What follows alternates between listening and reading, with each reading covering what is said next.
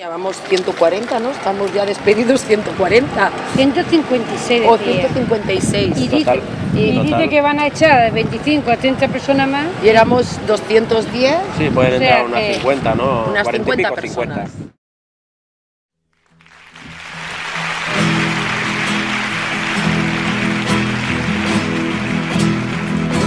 Habrá un día en que todos, al levantar la vista, veremos una tierra que ponga libertad. Hermano, aquí mi mano será tuya mi frente, y tú que esto de siempre caerás sin levantar. Huracanes de miedo ante la libertad. Quan va començar la crisi l'any 2008, efectivament moltes empreses es van trobar sense cap tipus de pervindre per culpa dels bancs, que els hi van deixar de donar crèdit i per tant a partir d'aquí no podien treballar. Aleshores això va generar una sensació de que la cosa anava malament i aquesta sensació va ser aprofitada per empreses que no anaven malament però també van aprofitar per treure treballadors.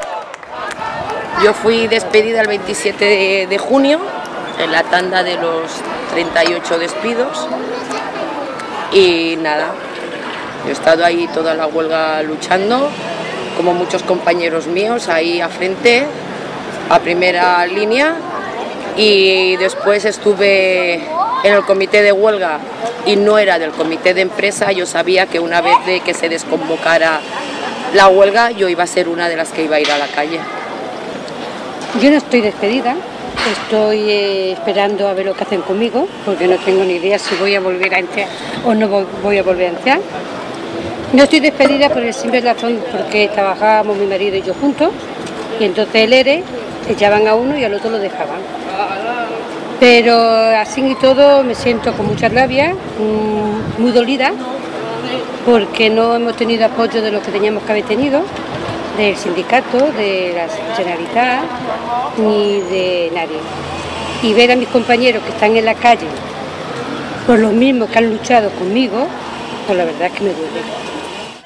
Mi situación es como la de la compañera Bari, pues estoy en un ERTE desde el mes de julio, despidieron a mi compañera, un ERTE que consideramos que es injustificado, que además debería de ser ilegal, pero como hay tan poca justicia en este país, pues... Y era tan simple como pegar una patada en el suelo y ver el polvo por donde se levantaba. ¿Y dónde se levantó el polvo? En Barcelona. ¿Cómo no se iba a levantar en Barcelona? Si ya nos habían machacado muchas veces. Y donde se levante el polvo, ahí és on tengo que ir. Però és que és un conflicte que és notícia. És notícia. És a dir, és una vaga molt llarga, d'uns treballadors que comencen una vaga legítima contra una retallada, sobre una retallada de fa 2 anys que els van dir que no en tindrien cap més i ara n'han tingut una altra. És conseqüència de reforma laboral, és un ERE a nivell estatal, és una sentència d'un tribunal tan important com l'Audiència Nacional. És a dir, és notícia des de molts punts de vista. Jo crec que Comissions Obreres portava tota la dinàmica d'un ERE normal que acaba signant-lo. Havia aprovat els informes perceptius, tots els passos anteriors a l'ERE, Comissions anava en camí de signar-los, com va fer UGT. El que passa és que ha arribat un punt, aquest procés queda interferit, per dir d'alguna manera, amb l'anunci per part de Santa Perpètua de que salta la vaga indefinida. I allò trastoca un pla que anava, com tants altres coneixem, en el que Comissions acaba signant el pla que demana l'empresa i per tant acaba acceptant l'ERE, fa que efectivament es quedi amb un peu a cada banda. Per què? Perquè resulta que la majoria dels afiliats de Santa Perpètua són de Comissions. Santa Perpètua no és qualsevol planta, és la planta matriu, per tant és una planta molt significativa dins de l'estructura de Panrico, i aleshores es troba en què el fet que els treballadors saltin a la vaga es quedi amb un peu a cada banda. I això és supergràfic, per què? Perquè quan arriba el moment de la signatura, 3 delegats de Comissions signen i cap d'ells ni és sancionat, ni és desautoritzat, ni és res. El gran problema ve de que Panrico ha passat abans d'un fons internacional. És a dir, que els amos de Panrico ja no són els que havien sigut fins fa 5 o 6 anys. Era una família catalana que es deia Costa Freda, que era molt rica, que és la que es va inventar el dònut i no sé quines coses més, i que en un moment determinat, com tant ha passat en aquest capitalisme actual, completament insolidari, va pensar que era millor omplenar-se les butxaques venent l'empresa i abandonar un negoci que els hi anava bé i que havien tingut tota la vida. Què van fer? Ho van vendre. Aquí pensava que això seria interessant. I qui pensava que seria interessant? Un d'aquests fons internacionals voltors, que estan majoritàriament als Estats Units, constituïts amb molts diners pels fons de pensions dels ciutadans nord-americans. Aleshores aquests els deurien oferir, no conec els termes de l'intercanvi, els deurien oferir una bona paga per les accions de Panrico. Aquesta família s'ho va vendre, i en el moment que aquesta família s'ho va prendre, què passa? Que aquest fons internacional no mira ni a tu, ni tu, ni tu, ni tu com a treballadors, mira el rendiment a final d'any. I si ha considerat que el rendiment a final d'any seria millor rebaixant 900, em penso que són persones que volen acomiadar, doncs evidentment aleshores ho faran amb tot i per tot, perquè aquesta gent són molt potents, tenen advocats que els poden ajudar al final. I al cap de la fi, si molt apretes, fins i tot tenen molt sovint la col·laboració dels governs. Y como sabéis, además han despedido a 60 compañeros con 8 millones que ha dado la Generalitat, 8 millones de dinero público para despedir a la gente, no para mantener los puestos de trabajo, no, para despedir. No hay dinero para sanidad, no hay dinero para cultura, no hay dinero para nada, pero para eso sí que es una traición en toda regla. Por eso te digo, estoy muy indignado. Primero nos dijeron que no podíamos llevar esas denuncias hacia adelante hasta que no saliera el juicio de que si la huelga era legal o ilegal, ¿vale? Entonces, la huelga es legal, por lo tanto, todas las denuncias que tenemos puestas por vulneración a la huelga, por traer producto de fuera de Cataluña, se tiene que echar para adelante. Lo tienen todo claro. Jo crec que, per exemple, un dels punts més paradigmàtics del paper de la Generalitat, del paper o del no paper, és en el moment en què la Inspecció de Treball emet un dictamen pel qual s'està vulnerant el dret a vaga, triga molt a sancionar. I aquí hagués pogut fer alguna cosa més, la Generalitat hagués pogut actuar amb més rapidesa, per exemple. En teoria la Generalitat té un paper de que en teoria hi ha dues bandes, hi ha dos equips, i jo sóc l'àrbitre, intento que es posin d'acord i miro que ningú se surti fora de la legalitat. L'empresa fa esquirolatge a la vaga, de tal manera que si la vaga és per aturar la producció de productes Panrico i la seva distribució en àrees comercials i a nivell de tot Catalunya, l'empresa substitueix això amb personal exterior de plantes exteriors de Catalunya i amb una xarxa de subministrament a Catalunya per tal d'assegurar que sempre hi hagi el subministrament d'aquell producte. Això està denunciat un sol camió, sabem que diàriament entraven entre 8 o 10 tràilers per abastir tot Catalunya, hi ha un acte per part d'inspecció, inspecció resol que allò és vulneració del dret a la vaga. Un sindicat ha de lluitar contra una empresa, un sindicat que com a molt té dimensió estatal i en canvi l'empresa té dimensió internacional.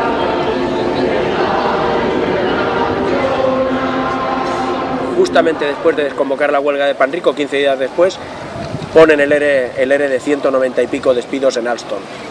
Quiero decir que esto era algo que se venía cuajando, que querían hacerlo y que esperaron justamente cuando se desconvocó la huelga de Panrico para que otra empresa potentísima aquí en el Vallés y prácticamente de aquí de Santa Perpetua consiguieran hacerlo porque tenían miedo de que las dos luchas se uniesen, porque nosotros lo habíamos intentado y el sindicato mayoritario en las dos empresas, que era Comisiones, actuó de bombero de la patronal, de cortafuegos, e intentó, lo tenían todo planeado, intentó crear allí un cordón completamente aséptico, un cordón que no...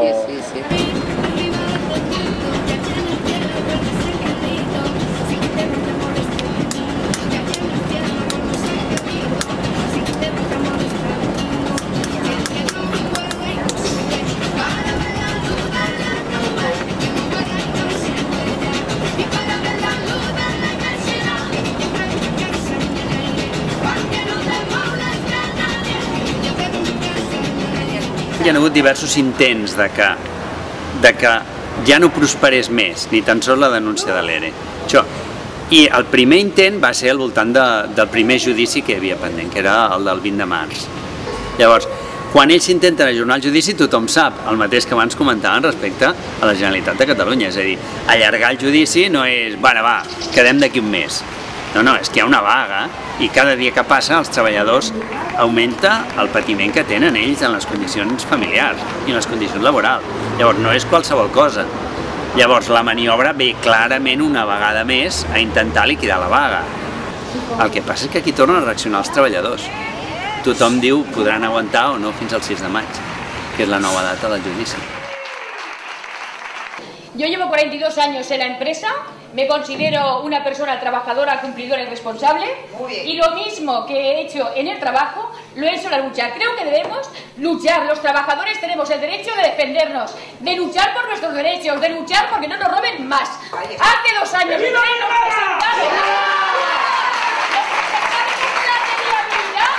y nos quitaron todo lo que habíamos conseguido en 42 años, todos los derechos, un sablazo económicamente impresionante. ¿Y quién lo firmó? ¡Lo firmaron los sindicatos! ¿Quién ha firmado esto? ¡Los sindicatos! ¡Son los culpables!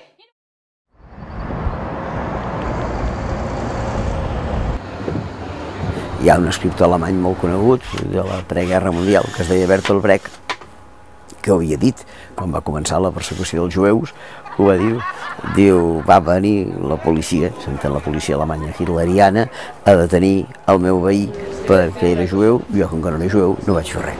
Al cap d'uns dies va venir la policia a detenir el meu veí de sobre perquè era un treballador sindicalista, com que jo no era sindicalista no vaig fer res i el van detenir. Al cap d'un temps van venir a detenir un senyor de fora que era estranger que vivia a la meva escala, com que jo no era estranger no vaig fer res. Al cap d'un temps van venir a detenir què, al final em van venir a detenir a mi i ningú va venir a ajudar. ¿Cómo se puede aguantar una huelga 8 meses? ¿Cómo se puede aguantar 8 meses de huelga? Ahora mismo estaba con unos compañeros que iban a la huelga ahora y decían, pero ¿cómo voy a aguantar una semana de huelga? Claro, yo no les podía decir nada, ¿no? Yo les decía, ya lo veréis, ¿no? Es decir, eso es un camino que hay que hacer a diario, pero yo creo que la solidaridad ha sido maravillosa. Des dels 15 dies que va començar la vaga van obrir la caixa de resistència amb una compta bancària i la gent, empreses, entitats, grups han anat aportant diners i aportant el que cadascú podia i amb això hem anat tirant. A més han fet recol·lecta d'aliments i vulguis o no és un gast menys que tens a casa si pots donar de menjar amb el que t'està donant la gent. I ha sigut gràcies a tot això i a les coses, manualitats que hem fet, que hem pogut vendre, ha sigut això, anar guanyant diners com podíem per anar tirant. Ningú ha hagut de demanar, tothom s'ha ofert sempre que li faltava algú. Escolta, que no tinc per pagar la gasolina del cotxe per anar a tal lloc. Doncs no passa res, vine amb el meu cotxe i jo et porto. I coses així, petites coses que al final s'agraeixen. De veritat que no ho sé. No sé d'on treuen la força perquè si, no sé, suposo que uns i altres es van animant.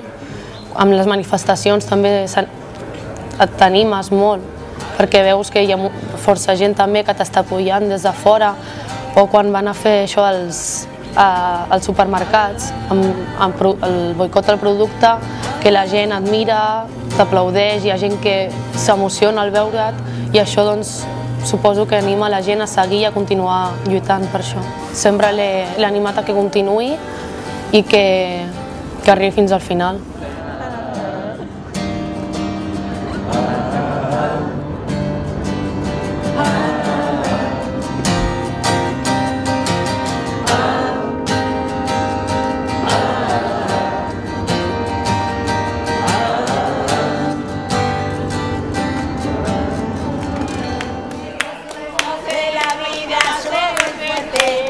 Resistiré, resistiré. Apoyemos a las más de 200 familias que se están quedando sin trabajo y que están hace más de 6 meses en huelga. Todo el apoyo a la huelga de más de 6 meses. Una huelga histórica, la huelga de Panrico. Todos a Madrid, a un juicio que se debe celebrar.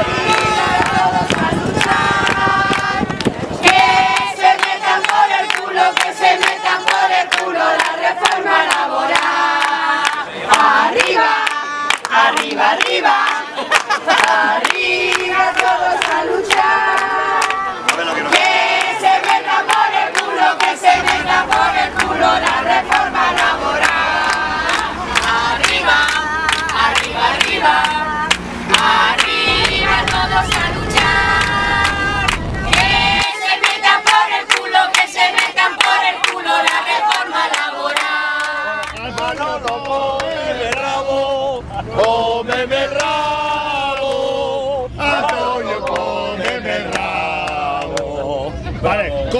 bueno, tenemos una cierta preocupación en que nos vuelvan a hacer una zancadilla mañana, vamos a ser realistas, pero aún así nosotros no vamos a cejar porque esto todavía va a servir para que nos cabreemos más todavía, para que tengamos todavía más coraje y más ganas de seguir. ¿Dónde vamos? Y habláis Madrid, coño, más fácil imposible, coño. Esto es como Willy, ¿dónde está Willy? Pues Madrid, ¿dónde vamos? A Madrid, coño, joder, a ver, es que vamos, más fácil imposible. Madrid se quema Madrid. Lo que salga, saldrá. ¿Sí o no? Hasta el final. Cómeme el rabo, Antonio, cómeme el rabo, cómeme el rabo. Estabas acomodada, tenías un buen trabajo. Entonces, claro, cuando sales a luchar a la calle por lo tuyo y entonces, claro, recibes mucha información de muchos sitios, te unes a gente que están en la misma situación que tú o que les están echando de su casa o muchas cosas, entonces empiezas a ver la realidad, de lo que está pasando en este país y claro, y ver las cosas de otra manera. ¡Marico luchando! ¡Acabará ganando! ¡Marico luchando!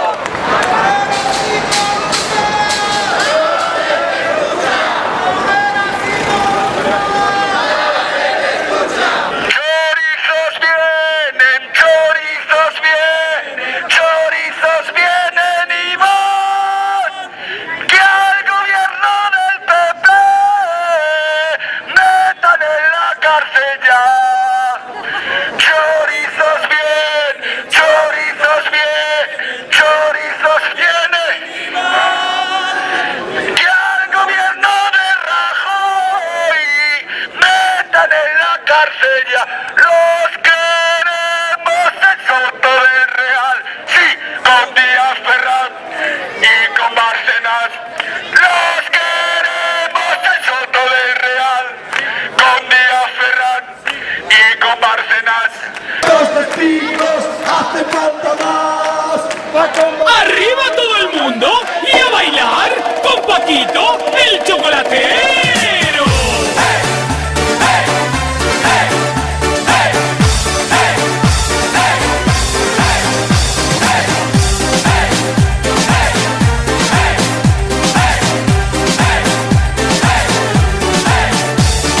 Pero bueno, el abogado dice, oye, ha ido bien, no ha dicho que ha ido muy bien, ¿vale? Ha ido bien, hay que esperar la sentencia. Bueno, es que no me puedo remitir más a eso. Si yo tuviera que dar una, como me pides, una opinión de cómo ha salido, la verdad que ahora tengo una empanada mental en la cabeza que tengo que ordenarla toda, ¿vale? Porque lo mismo que el abogado de comisiones, como de la CGT, ha tocado 7 u 8 puntos de nulidad, la empresa también lo ha debatido. Y además con medias verdades. Pero yo creo que el juez tendrá que de remir, ¿no?, la parte que más le interesa para sacar la sentencia.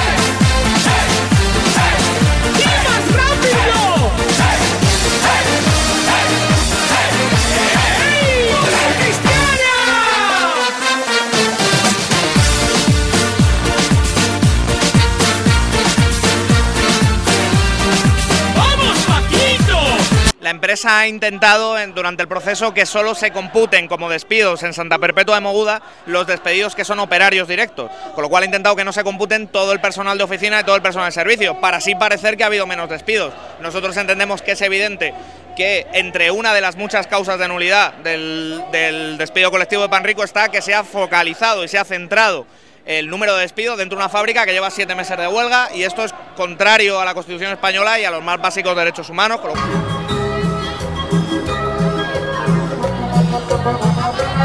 ¡Bomba! ¡Ahí! ¡Ahí! ¡Ahí! ¡Bomba! ¡Ahí! ¡Ahí! Reducir personal. Y son muchas familias que en la calle quedarán. Como sabéis, nosotros invocábamos como primer motivo la nulidad del despido por represalia por el derecho de huelga de los trabajadores de Panrico de Santa Perpetua, y entendemos que la empresa no ha acreditado una causa específica que justifique por qué despide a tantísima gente de Santa Perpetua.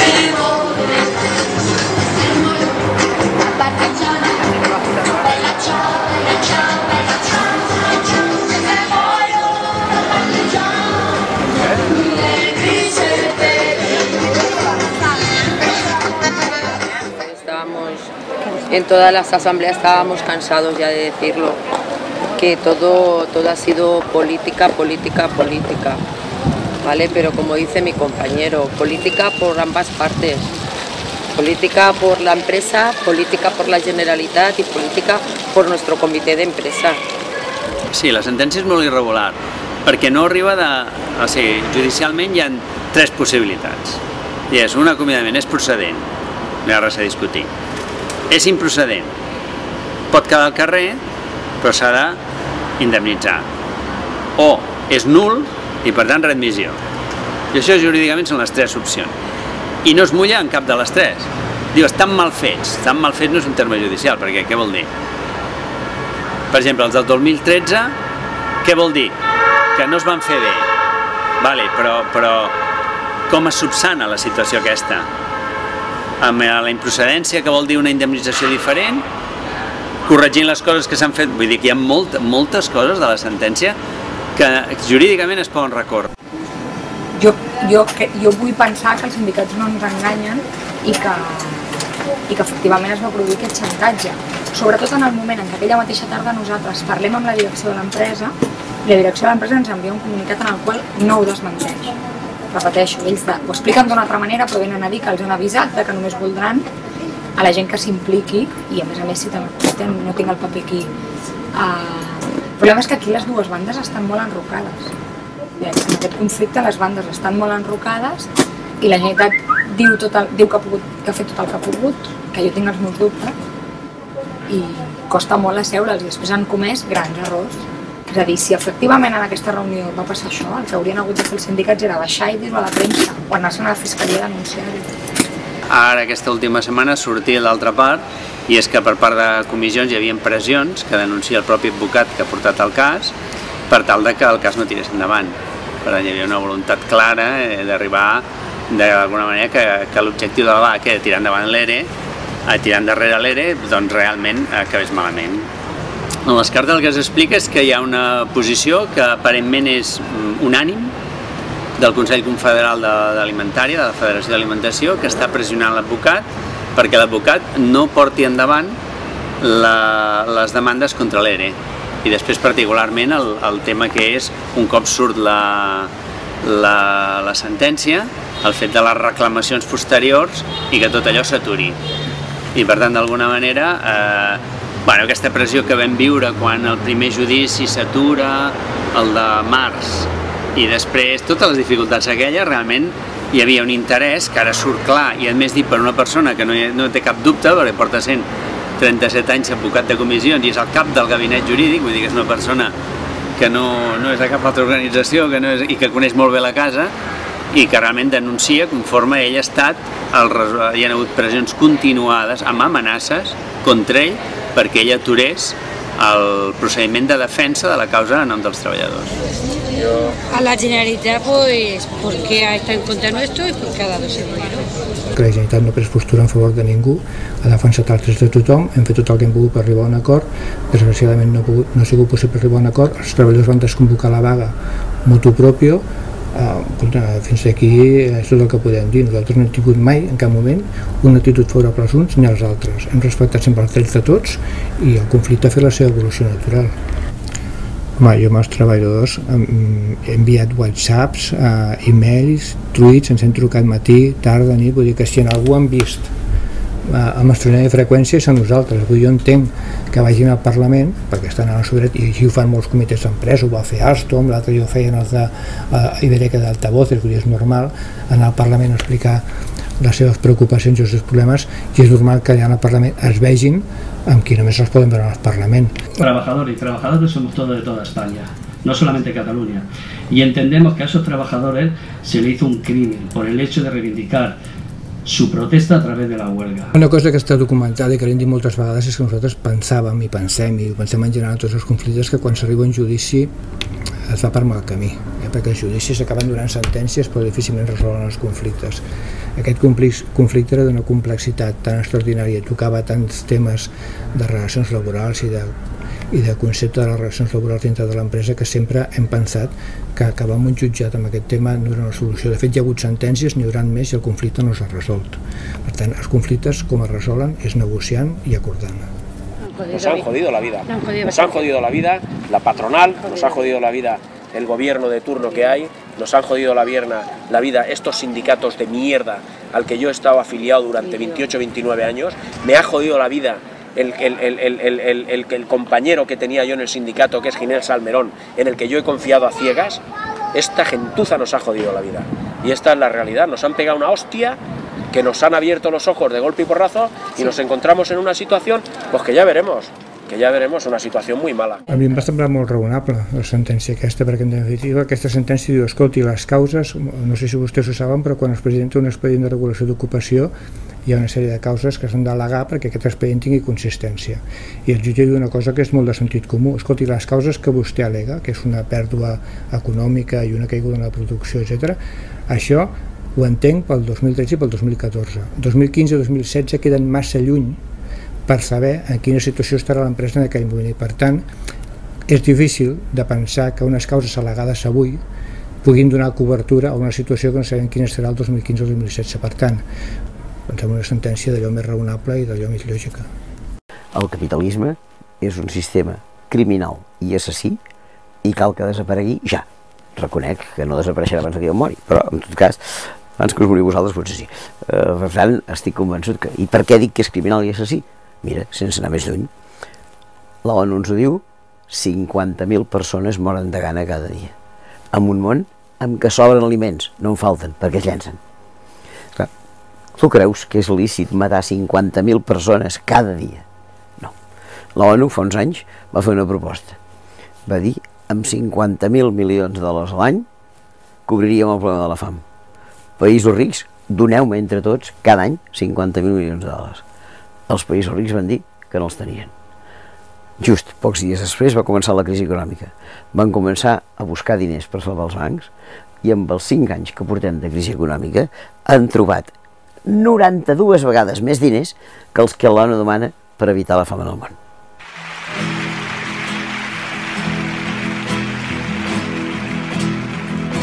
Habrá un día en que todos al levantar la vista veremos una tierra que ponga libertad. Hermano, aquí mi mano será tuya mi frente y tú que esto de siempre caerás sin levantar. Huracanes de miedo ante la libertad. Haremos el camino en un mismo trazado, uniendo nuestros hombros para así levantar aquellos que cayeron gritando libertad. Habrá un día en que todos al levantar la vista veremos una tierra que ponga libertad. Ahora mismo no. Y me era difícil, sobre todo cuando hacían el donut, el de hace 7-8 años, que era... El donut de toda la vida. Que no tenía 3 días de caducidad, caducaba, que era un donut cuidado. Yo no podía pasar un día sin ponerme uno. Es más, me iba de vacaciones... ¿Cambiaron la receta? Sí, para darle más duración. Más larga duración. Pero ya te digo... Esto pasa con las grandes marcas. Al final viven de la marca y le van quitando calidad al producto. Bueno, esto se vende solo. Al final estamos comiendo mierda en todas partes. Mi sono alzato, oh bella ciao, bella ciao, bella ciao, ciao, ciao. Stamattina mi sono alzato e ho trovato l'invaso. Oh partigiano, portami via. Oh bella ciao, bella ciao, bella ciao, ciao, ciao. Partigiano, portami via, che mi sento di morire. E se io muoio da partigiano, oh bella ciao, bella ciao, bella ciao, ciao, ciao. E se muoio da partigiano, tu mi devi seppellire e seppellire lassù in montagna.